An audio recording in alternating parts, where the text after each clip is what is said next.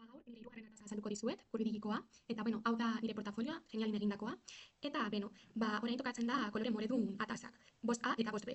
Orduan, bost A eskatzen zen irisgarritasuna txertatzea aurrekunko atasan. Orduan, lehenengo bideoan nahi izan ez gero, azpitituluak txertatu aldira. Dakizuen moduan, gure erronka izango da gure web garapenari, gure egin dugun webari, saiatuko hori hasteko, gero, bost han bigarren edukian irisgarritasuna bermatzeko, egin dudana bada edukia hau da, infografia hau, eta, badauka. Zerbitzuak eta arkitektura modernoa. Eduki interaktibo honetan sistema Bideoak azaltzen du infografia guztia, eta atal bakoitzean badago arkitektura bat, sakatu definizioa ikusteko. azaltzen denarekin, Aplikazio monolitikoa, sistema osoa eta holan funtzionatzen du, eta irakurtzen du, ikusi ezin duten ikasleek, beste modu batean edukia ikusi edo antzeman ahal izateko. Vale. Eta gero, pertsonalizazio atalean, ematen diguzue zerrenda bat, non ikusten diren ikasleen ikustaldiak. Eta, gehienak mantentzen dira kopuru berdina, baina badaude outlier batzuk, ikasle batzuk batez besteko horretatik ateratzen direna. Orduan, hau aztertzeko, nik estadistika erabili dut, zira batean egin dut grafika bat, ematen diguzuen balioekin, gero histograma bat, hemen ikusten da ikasle gehienek, 2 eta 6 edo 7 ikustaldiren artean ikustaldi behar izan dituztela, gero 2 edo 10 ikustaldi behar izan dituztela, eta batek 15 eta beste batek 40. Agian kasu honetan, berez oso ondo ikusten da multzo kopurua eta ezen beharrezkoa data miningeko algoritmo hauek erabiltzea, baina ni argudiatzeko erabili ditut.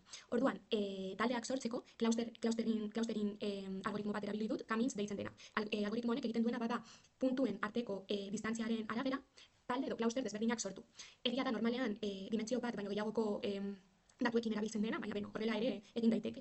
Eta Kamins erabilita izan behar diozu zenbat taldetan banandu nahi duzun lagina. Eta lagin horiek banatzen ditu distantziaren arabera. Eta zenbat talde egokiak diren jakiteko elbow metodoa erabili dut. Honek ikusten da kodo bat bezalakoa, eta talde kopururik onena izango litzateke justu hau, eta kasu honetan 3 da. Egia da bagian bi talde ere egin genezakeela, eta hau outlier bezala definitu, baina kasu honetan ikasle bat laginatik kentzea 40 ikustaldi egin duelako, ez zait ondo iruditzen. Orduan pentsatu dut laginatik daturik ez kentzea. Gero hemen txertatu dut kutsasko diagrama bat, dispertsioa ikusteko, eta ikusten da hemen gehienak daudela, 5 visualizazio aldera edo, eta gero outlier laginatik irtetzen diren puntu batzuk daudela. 2 edo 3 10 ikustaldirekin, bat 15 eta bat 40ekin. Eta amaitzeko estadistiko batzuk erabili ditut. Datuen batez bestekoa 5,55 da. Baina ez da oso adierazkorra, zeren eta kasu honetan outlierrak edo dispersatzen diren datu batzuk oso altuak direnez, 40 adibidez, batez besteko hau handitzen da.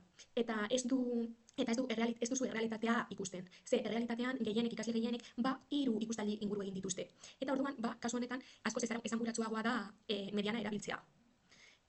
Horregatik. Gero, kuartilak atera ditut, honek esan nahi du laginaren 25ak 2 ikustaldi edo gutxiago egin dituela, laginaren 50ak 3 ikustaldi edo gutxiago, eta 75a 5 ikustaldi edo gutxiago. Eta gero hemen daude, laginatik asko dispersatzen diren ikasle horiek.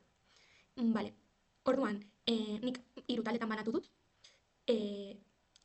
hauek talde batean egongo dira, 10 ikustaldi behar izan dituzten arte, 2, 5, ontzat har dezakegu, eta nahiko ondo eta harin ulertu dute, eta nahiko autonomoak dira edo beste leku batetik batera dute informazioa eta egin behar zutena gauzatu dute. Gero 10etik pasatzen diren ikasleak beste talde batean egongo litzateke, zeren eta laguntza behar dute, baina eta 40 ikustaldi egin duenak, honekin, ikasle honekin gainera bat bakarra izan da, hitz egin beharko nuke, eta beste lagungarriak diren baliabideak eman, edo beste ariketa mota batzuk eskatu eta dena delakoa. Orduan, hau azaldu ondoren, proposatu ditudan egokitzapenak, dira oso azkar ulertu dutenentzat ariketa gehigarriak ematea, haientzat erronkak izango direnak, adibidez AWS pila bat gustatzen zaio bada odeia, la nube, hortan AWS lambda haien kabuz erabiltzea, haiek aztertzea nola erabili behar duten eta frogak egitea. Gero, API berriak ematea haiek erabiltzeko, eta erronka txiki bat, haiek egin dezaten, ariketa gehigarri edo extra moduan. Gero, erritmo ertaina duten ikaslei, badauzkat infografiak eta ere baliabide gehiago eman ahalko nizkieke, pizka bat tutorialak gidatuagoak, edo saiatu elkarrekin haien artean lan egiten haien burua laguntzeko eta haien lagunen edo klasekidei laguntzeko, eta ikustali gehiago behar dituzten ikaslei, kasu honetan bakarra da, 40 ikustali behar izan duenak, berarekin hitz egin zein den bere zergatik behar dituen hainbeste eta zertan behar duen laguntza, eta agian proposatu bideoak sortzea, berak azalduz, ea horrela jaten den zerbait ulertzen, api simpleagoekin hastea, lana helburu txikiagotan banatzea berak jaten ikusteko ulertzen duela eta motibatzeko, eta gidak ematea, Docker eta AWS instalatzeko. Eta, ere feedbacka eman beharko nieke eta ebaluazio formatiboa erabili.